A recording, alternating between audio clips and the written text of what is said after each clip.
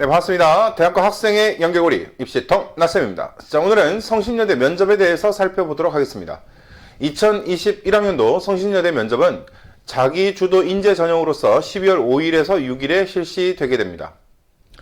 자, 수능 이후에 바로 면접이 있기 때문에 여러분들이 얼마 남지 않은 시간 동안 충분히 면접 연습을 하고 수능 이후에 마지막 파이널 점검을 한 다음 바로 응시를 해야 되는 상황입니다.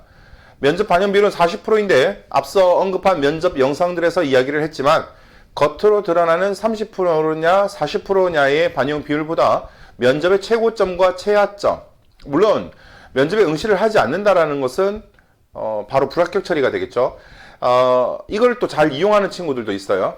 예를 들어서 내가 수능을 치고 나서 가채점을 해봤더니 성신여대보다 더 좋은 데를 갈 수 있을 것 같다. 어디까지나 가채점이고 성적표가 나오지 않은 상황에서 100분위와 표준 점수를 알 수 없는 상황이긴 하지만 내가 지금까지 쳤던 모의고사들보다 좀 더 좋은 점수를 받게 되었고 많이 그 다음 당일날 그리고 하루 정도가 지나게 되면 가채점 근거로 한 예상 등급 컷들이 올라오기 시작합니다.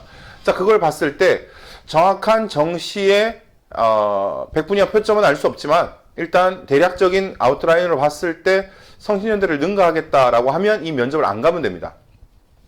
다시 한번 얘기하지만 20% 반영이냐 면접이 40% 반영이냐보다 더 중요한 것은 면접의 최고 점수와 최하 점수의 급간 차이라고 합니다. 면접을 못하는 친구와 잘하는 친구의 점수 격차가 큰지 적은지에 따라서 내가 면접을 더 잘하느냐 못하느냐를 가지고 대입시키는 것이 더 현명한 선택이라고 할 수 있겠습니다.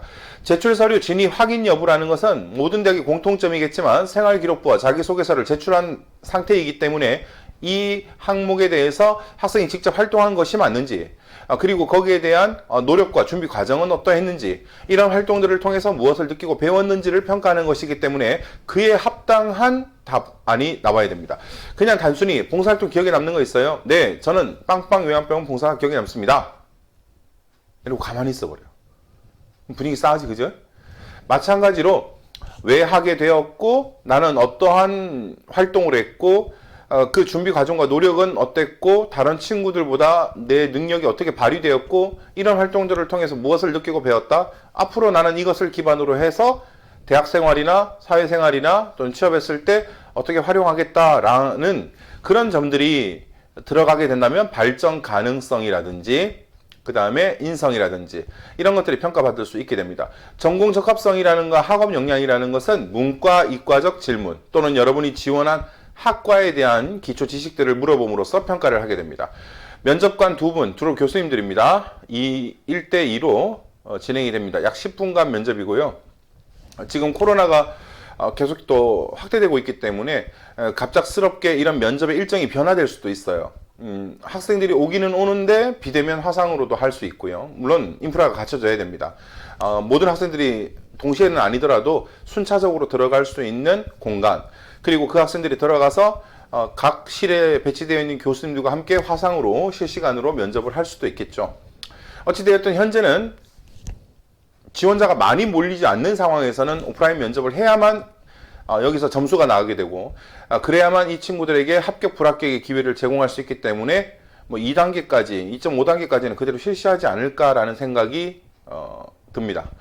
만약에 갑작스럽게 이런 일정을 변화시키면 그에 대한 준비도 또는 뭐 소통의 문제 또는 장비의 문제 이런 여러 가지들이 발생할 수 있기 때문입니다.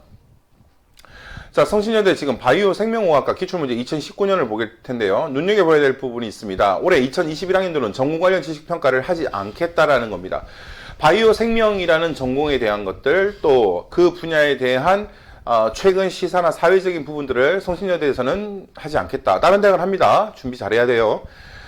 그렇기 때문에 오로지 제출된 생기부와 활동, 자소서를 기반으로 면접을 하겠다라는 것이 성신여대가 과거와 지금이 달라진 점들입니다.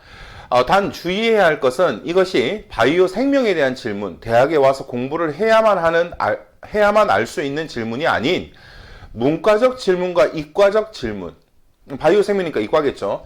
그러한 이과적 질문은 나올 수 있다는 겁니다. 왜? 고등학교 때 교육과정을 이수했기 때문입니다. 자, 질병으로 인한 조퇴지각, 당연히 근면 성실성의 척도가 되기 때문에 이유가 있다 그러면 체킹이 된 학생들은 사유를 준비해야 됩니다. 성적 당연히 물어볼 수 있는데요. 전체적인 성적 상승과 하락도 물어볼 수 있겠지만 내 평균 등급보다 유난히 낮은 과목, 높은 과목을 눈여겨보고 그 과목에 대한 높은 과목에 대한 공부 방법이랑 좋아하는 이유, 또 낮은 과목에 대한 원인, 그리고 그것을 이겨내기 위해 나는 어떤 활동과 노력들을 했는지, 어떤 학업에 열정을 보였는지 담겨야 되는 답안입니다. 가장 인상 깊게 읽은 책, 당연히 독서니까 평범한 거니까 여러분이 선택해서 할 수 있도록 독서 목록 가운데 1개, 2개 또는 이 전공하고 관련이 있으면 더 좋겠죠. 1-2개 정도는 답변 준비를 하고 나머지 책들은 그냥 간단하게 누가 묻는다면 이런 내용이고 나는 무엇을 느끼고 배웠다. 이 정도의 답변만 준비를 하면 됩니다. 대본을 써서 연습하는 것들은 메인 책인 1권, 2권이면 충분합니다. 모든 책들을 그렇게 하면 여러분 힘들어요. 단기간에 그 내용 모두를 외우기 어렵기 때문입니다.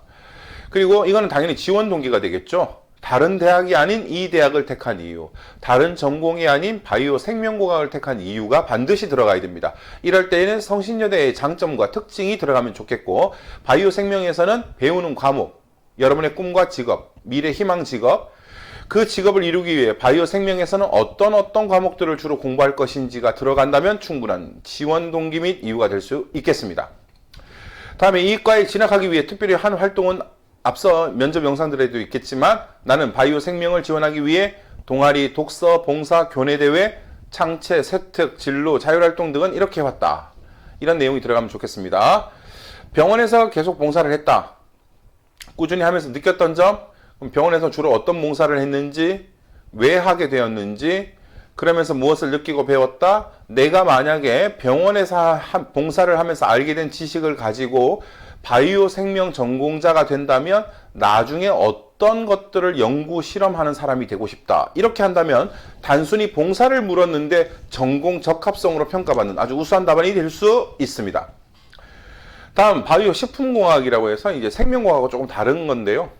그래도 같은 분야로 묶입니다. 그래서 미생물에 대한 질문들이 나오고 있고 식공에 대한 전형적인 질문이 나옵니다. 또는 이제 그런 전공 관련 또는 이과적 과학적인 질문으로 인해서 개념과 정의를 물어보는 것들이 나옵니다. 그리고 여러분들이 이제 보고서나 자료 수집, 논문 등을 할 때 이 내용을 어디에서 참고했다라고 한다면 그 이유는 이 매체와 자료를 참고한 이유는 이런 것들도 물어봄으로써 이 친구가 실제 한 것인지 아니면 그냥 형식적으로 멘트를 쓰다 보니 들어간 것인지가 구분되어질 겁니다. 결석 뭔지 알죠? 네. 담낭에도 결석이 있을 수 있고 요로에도 결석이 있을 수 있습니다. 녹이는 최적의 시트로 이건 전공 지식 질문입니다. 그러니까 아마 올해 성신여대 아까 언급했듯이 전공 관련 질문들이 나오지 않기 때문에 이 정도까지는 나오지 않습니다. 하지만 여러분이 이 실험을 했다라고 하는 것들을 물어볼 수 있다라는 겁니다. 또 과학 관련해서 생명이랑 화학 관련해서는 물어볼 수 있습니다. 그 부분이 조금 애매한 부분이니까 여러분의 서류에 이런 용어가 있다면 준비를 해봐야 될 겁니다. 성적 하락 리더 당연히 물어봅니다. 모의고사로 핑계를 대도 되겠고요. 이 과목이 다른 과목에 비해 어떤 특징을 가지고 있기 때문에 내가 그것을 적응하는 과정에서 이런 어려움이 있었고 성적이 좀 다소 부족했다. 그래서 그것을 극복하기 위해 이렇게 했다. 리더는 왜 하게 되었고 주로 나는 부회장으로서 어떤 역할을 담당했다. 무엇을 느끼고 배웠다. 이렇게 답변하면 되겠습니다. 다음 유아교육으로 넘어갑니다. 상황 설정을 합니다. 그래서 교사 A비의 대화입니다. 이 제시문을 보고 입장을 정리하라는 것은 A 교사는 어떤 입장인지 B 교사는 어떤 입장인지 같은 입장이 아니겠죠. 그래서 서로 의견이 다른 쟁점은 무엇인가 라는 것들 교사로서의 자질과 소양을 물어보기도 하고요. 교육 철학이나 가치관을 물어보기도 합니다. 유교도 전형적인 산문 계열이기 때문에요. 그래서 이런 의견과 쟁점이 발생했을 때 그 이유는 뭘까? 또 본인이라면 어떻게 할 것인가? 이렇게 물어볼 수 있고요. 몬테소리는 영유아 교육과정을 이야기하는 건데요. 이 교육이 어떤 측면에서 다른 교육 방법보다 좋으냐라는 거죠. 네, 교육에 대한 관심도를 물어볼 수 있습니다. 아까 말했듯이 유교에서 배우는 아동 심리학, 아동 복지, 뭐 이런 아동학과 관련해서는 나오지 않을 수 있겠지만 여러분이 생기부나 자소서에 언급된 내용들이라면 답변 준비를 해야 된다는 겁니다. 그것이 올해 바뀐 성신여대 면접 특징이 되겠습니다. 봉사활동 물어보고 있고요. 교육봉사 당연히 있을 수 있겠죠. 물어봅니다. 어려움도 물어볼 수 있고 무엇을 느끼고 배웠는지 물어봅니다. 교수 방법의 차이, 교수 학습법이 나옵니다. 추천서 있는 경우에 이렇게 교사가 평가를 했는데 왜 이랬을까? 왜 이런 평가를 받았다라고 생각하지? 이렇게 물어볼 수 있고요. 요걸 응용하면 교내대회에서 이런 상을 받았는데 본인은 어떤 이유로 받게 되었다고 생각하느냐? 학교 측에서 모범상을 주었는데 왜 학생이 모범상 대상자가 되었다고 생각하느냐? 맨 마지막에 우리가 생기부의 끝에 있는 행발이라고 하죠. 행발에 보면 교사가 이런 평가를 하고 있다. 거기에 대한 본인의 생각은 어떻느냐? 이렇게 물어봅니다. 책 물어볼 수 있고 진로 물어봅니다. 당연히 뭐 책이니까 앞에 중복되는 부분들은 넘어갑니다. 빵빵상 받았는데 무슨 대회냐, 무슨 상이냐, 왜 받게 되었느냐, 그래서 어떤 장점과 자질을 갖고 있느냐 이렇게 답변하면 좋겠습니다. 다음에 이것도 아까 유교인데요. 2018학년도 공통질문이 나오고요. 생기부에 상 나오고 임원 나오고 그 다음에 다문화교육 나옵니다. 이거는 교사대 필수문항인데요. 단일민족, 단일국가였던 우리나라에서 다문화 사회가 됨으로써 교육현에서 많은 어려움들이 일어납니다. 그랬을 때 학생이 생각하는 올바른 다문화 교육, 많은 학생들, 여러분이 교사가 된다 그러면 나중에 그 어린 학생들에게 다른 문화에 대한 이해를 시키기 위해 교육을 실시하겠다. 학생들 입장에서 다른 언어와 국가, 민족, 문화, 풍습에 대한 이해도를 높이기 위해 수업을 하겠다. 자, 이런 흔한 답변보다는 좀 색깔 있는 것들이 필요합니다. 가령 예를 든다면 저출산, 그 다음에 학령 인구가 감소하면서 초중고에 많은 교실과 그 시설들이 비어 있는 상태이다. 그렇기 때문에 다문화 교육을 하다 보면 다문화 가정들은 대부분 어머님이 결혼 이민자인 경우가 많은데 이런 경우에 한국인 어머님들보다 미취학 아동에 학교 오기 전에 그 다문화 가정 아이에게 충분한 한글 교육과 뭐 생활 예절 교육들이 이루어지지 않아서 그 상태에서 학교에 진학을 하게 된다면 수업을 따라가기 어려움이 발생하고 그렇게 되면 학업 성취도가 떨어지게 되고 그러면서 좋은 대학이나 좋은 고등학교에 진학이 힘들어지게 되고 좋은 직장을 가질 수 없게 됨으로써 계속해서 이것은 악순환이 될 수 있다. 뭐 이 정도만 이제 하면 문제가 되겠죠. 그러면 그런 걸 해결하기 위해서는 학교 교육 현장의 시설을 활용하고 봉사활동이 필요한 대학생들, 교사대 대학생들을 활용함으로써 다문화 가정 아이를 함께 한글 교육이라든지 방과후 수업이라든지 한국 음식과 문화 예절이라든지 이런 것들을 학교 현장에서 실시하는 교육도 필요할 거다라는 거죠. 그러면 많은 비용과 예산이 들지도 않고 학교 시설도 활용할 수 있고 또 숙제를 하더라도 8살, 9살, 10살 어린아이가 혼자서 하는 것보다 뭐 요즘 알림장이랑 어플도 잘 되어 있지만 혼자 하는 것보다 어머니와 함께 수업을 들음으로써 심리적인 안정감도 추구할 수 있고 또 같이 숙제를 함으로써 어머님도 아이도 함께 집에서 자연스럽게 공부와 어떤 교육에 대한 이야기들이 이어질 수 있기 때문에 효율적인 방법이라고 생각한다. 뭐 이런 정도의 좀 색깔이 있는 답변이 필요할 것 같습니다. 다음 경제학과로 넘어갑니다. 뭐 친구 인성 문제, 과제 가지고도 물을 수 있고요. 네, 갈등 상황을 설정해서 묻기도 합니다. 그 다음에 이제 경제적인 관점에 대한 생각들을 물어보는데 경제 지식을 물으면 전공이 되겠지만 아까 앞서 얘기했듯이 여러분에 대한 경제 관심도 정도는 물어볼 수 있다는 겁니다. 특히 이런 문항들, 세계화 추세인데 미래는 어떤 일이 일어날까요? 세계화가 되면서 우리 국가에는 지방자치단체에는 또는 다른 나라와의 교역과 통상에는 외교 관계에는 어떤 변화가 일어난다. 그렇기 때문에 나 또한 경제학자로서 대학 공부 시절에 이런 준비와 노력들을 함으로써 사회에 진출한다 그러면 그런 세계화에 걸맞는 인재가 되기 위해 노력할 거다. 이런 답변들이 들어가면 좋겠죠. 다음 봉사활동 책 아까 중복되는 부분들은 그냥 넘어가겠습니다. 꿈이 사회적 기업가다. 그러면 경제학적 관점에서 비판적으로 보는 사람들이 많다. 자, 왜냐하면 봐요. 사회적 기업가라는 건 경제학보다는 경영학이 더 맞춰져 있겠고 벤처 경영처럼요. 그러면 경제학적 관점에서 접근하면 비판적으로 보는 사람이 많은데 이에 대해 어떻게 생각하는가? 우리가 사회적 기업가라는 건 일반 기업하고 달리 기업은 이익 활동을 합니다. 그런데 그 남은 이윤을 사회에 환원한다든지 또는 사회 약자층을 고용함으로써 고용 창출을 함으로써 계층 간 격차를 줄이는데 이바지하는 기업들을 지칭합니다.